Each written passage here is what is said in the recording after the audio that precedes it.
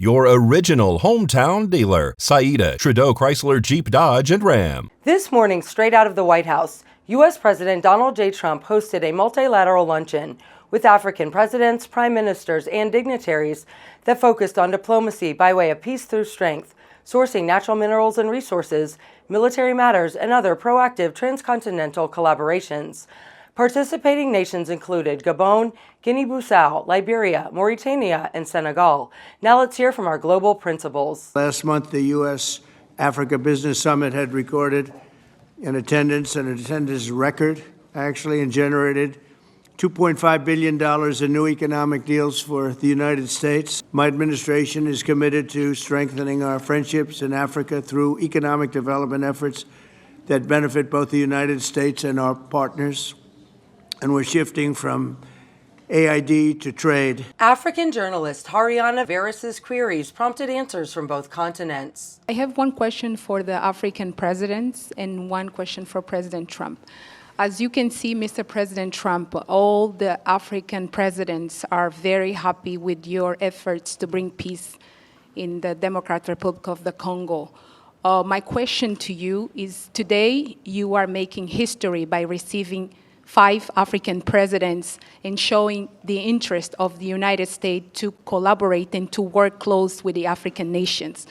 African continent is watching, African youth is watching, and this new approach that your administration is taking to deal with African nations, not only based on help, but in doing business that everybody can win, is really much appreciated for all the Africans.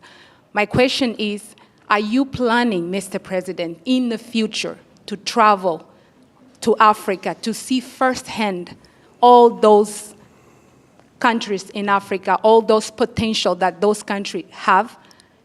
And for the African leaders, my question is, as you can see, President Trump is working to bring peace not only in Africa but also in the world. Are you all considering to nominate President Trump for a Nobel Prize Peace? During today's address, international peace building was a main topic of discussion during the Multicultural Forum. At some point, I would like to go to Africa, absolutely. We're going to see what the schedule is, but at some point, I would like to do that very much. Would you like to give a fast answer, please? We are in favor of this dynamic for peace. We are very committed on peace. I am the first head of state who went to Russia and who went to Ukraine, both, since the start of the war. I held the presidency of ECOWAS, and I went to see Mr. Putin. We spoke for 4 hours, and then I went to Ukraine. I spent 12 hours on a train to speak to President Zelensky. But now the weight of President Trump is something else altogether. We are with you. We are behind you to see what we can do to help bring peace back. No one wins when there's war. Today's luncheon was part of a 3-day mini-summit hosted by the president taking place this week. Reporting from Las Vegas and bumping it back over that hump to Pahrump, I'm Maria Centers for News 25.